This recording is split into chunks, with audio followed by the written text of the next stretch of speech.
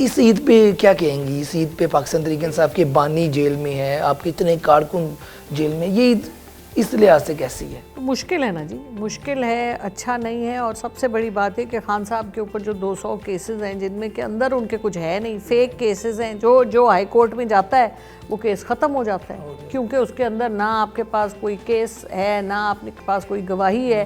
سزائیں آپ نے کر دیں، مس ٹرائل کیے آپ نے. وہ جو توشہ خانہ والا تھا اس میں کوئی ایویڈنس ہی نہیں تھی.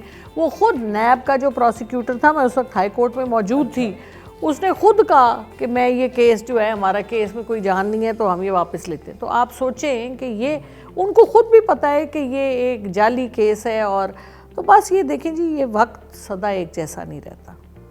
جس کو آج عروج ہے کل اس کو زوال ہوگا، اور جس کو آج زوال ہے اس کو کل عروج ہوگا. تو صبر، ان اللہ مع الصابرین، اللہ تعالیٰ کہتا ہے کہ صبر کرو، سب معاملات ٹھیک ہو جائیں گے، بس تھوڑے وقت کی بات. ڈاکٹر صاحب لیکن کارکن جو ہیں پاکستان تحریک انصاف کے، آپ کو پتہ ہے 9 مئی کے بعد تو ایک بڑی لوڈ تھی لوگوں کی جو جیلوں میں تھے، اور ان کی فیملیز جو ہیں وہ بھی بڑی کچھ بے یار و مددگار بھی ہیں. بہت لوگوں کے ساتھ بہت ظلم ہوا ہے. تو وہ جو چیزیں ہیں وہ آپ کیسے سمجھتی ہیں؟ پارٹی کے لوگ کچھ تو رابطے میں ہوں گے کسی کارکنوں کی فیملیز کے ساتھ بھی، لیکن ایک یہ عید پاکستان پی ٹی آئی کے لیے کیسی ہے؟ آپ کیا سمجھتی ہیں اس والے سے؟ دیکھیں جی، میرا خیال ہے پی ٹی آئی کے ساتھ تو مشکل ہی ہے، خاص طور پہ جو ورکرز جن کے اوپر زیادتیاں ہوئی ہیں، جو جیلوں میں، ہماری خواتین ابھی تک کچھ جیلوں میں ہیں، اور کچھ کو 8-10 مہینے رکھا، نہ ان کو کوئی سزا ہوئی، نہ ان کے کوئی کیس.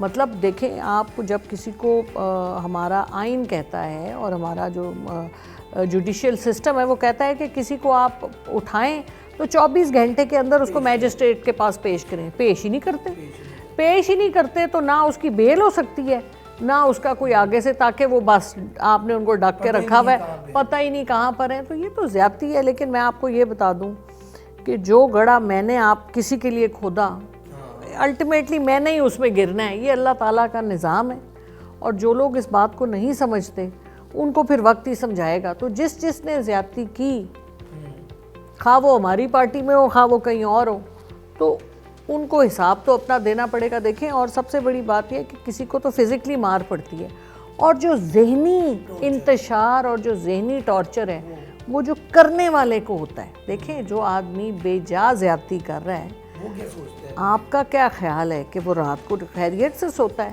یا اس کو اپنے گھر میں نہیں نظر آتا؟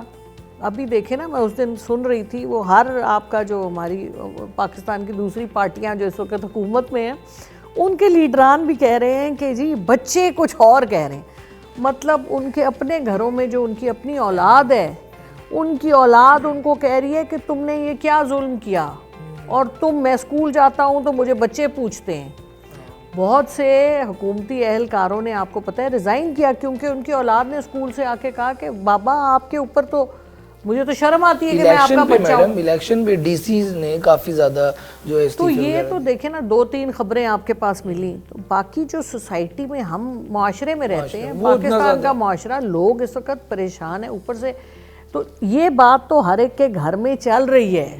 جس نے زیادتی کی وہ پھر اپنے آپ کو بچانے کے لیے اپنی، گلٹ بہت بڑی ہوتی ہے، وہ اپنے آپ کو بچانے کے لیے پھر اپنی صفائیاں پیش کرتے ہیں. اور خان صاحب نے یہ بھی کہا تھا کہ ان لوگوں سے، لوگ ان سے شادیاں نہیں کریں گے، لوگ ان سے ملیں گے نہیں. وہ ہوئے گا، ہو رہا ہے. جن لوگوں نے اس قسم کے غلط کام کیے لوگوں کے ساتھ، خواہ وہ کہیں سے بھی ہوں، تو یہ ہمیں سوچنا چاہیے، کیونکہ ہم سب نے مر جانا ہے. وہ کہتے ہیں ایک چیز زندگی میں پکی ہے، موت. تو موت تو سب کو آنی ہے، اور جب موت آتی ہے تو پھر انسان کو سب سے زیادہ ریگریٹ ہوتا ہے کہ میں نے وہ کیوں کیا، وہ کیوں کیا. بالکل، آپ کو سارا ریکال ہو جاتی ہے نا میموری. تو اس لیے یہ سوچنا چاہیے کہ ہر کام کے آگے سے نتیجے اور کانسیکوینسز نکلتے ہیں، وہ کتنے پڑھنے ہیں. جو لوگ پیسے کے لالچ میں یا عہدے کے لالچ میں یا کسی بھی غلط چیز، کیونکہ دل میں تو ہم سب کو پتہ ہے صحیح کیا ہے اور غلط کیا ہے. مطلب لوگ کو ہے، نون لیگ کے کچھ لوگ خود کہتے ہیں کہ جی الیکشن میں دھاندلی ہوئی، جیسے اب رانا ثناءاللہ بولنے لگے. ان کے ساتھ خود ہی ہو رہا ہے. اب ہمیں تو کچھ کہنے کی ضرورت نہیں ہے. اب دیکھیں، رانا ثناءاللہ سینٹ سے، مطلب ان کا خیال تھا ان کو سینٹ میں سیٹ ملے گی، وہ بھی نہیں ملی. لیکن وہ بول رہے ہیں آہستہ آہستہ، آپ نے دیکھے ان کے بولیں گے تو وہ بولیں گے. دیکھیں، ان کی ساری سیاست معذرت کے ساتھ عہدے کے لیے ہی ہوتی ہے نا، طاقت کے لیے ہے نا. طاقت رہ گئی، ختم. تو پھر تکلیف تو ہوتی ہے پھر نا. وہ آہستہ آہستہ سارے ماضی کے معاملہ جو ہیں وہ تو ہم ان کے لیے بھی دعا کرتے ہیں, اللہ تعالیٰ ان کو بھی ہدایت دے, اور ہمارے قوم ملک میں جتنے لوگ ہیں جن کے اوپر مصیبتیں آئی ہیں, جو ابھی اتنی مہنگائی ہے, لوگ کیسے اپنے بچوں کی فیس, اسکول, بجلی کا بل ہی اتنا بڑا ہے. مہنگائی تو ہے, پیٹرول آپ دیکھیں کہا جا رہا ہے. تو ڈاکٹر صاحب یہ بھی ایک چیز ہے کہ یہ عید جو ہے مہنگائی کی وجہ سے بھی لوگ بہت زیادہ پریشان ہیں. جو بازاروں میں بھی ہم رپورٹ کرتے رہے ہیں, کوریج کرتے رہے ہیں, وہ راشن ہی نظر آیا جو عید کی وجہ سے ایک ہوتا ہے. وہ آپ بھی بازاروں میں جاتی نہیں, آپ نے کیا چیز نوٹ میں کی؟ تو کسی بازار میں گئی نہیں ہے عید, کوئی تیاری شیاری نہیں کی؟ کوئی تیاری نہیں. میں عید پہ کوئی ایسی تیاری, مطلب کوئی جو چھوٹے ہوتے ہیں تو آپ کو تیاری کرنی ہوتی ہے, شوق ہوتا ہے, کوئی سوٹ ادھر ادھر کچھ بانٹنا ہے تو اس کے لیے آپ کر لیتے ہیں. تو وہ میں بازار, بلکہ میں کہہ رہی تھی کہ میں جاؤں لیکن ٹائم نہیں ہے.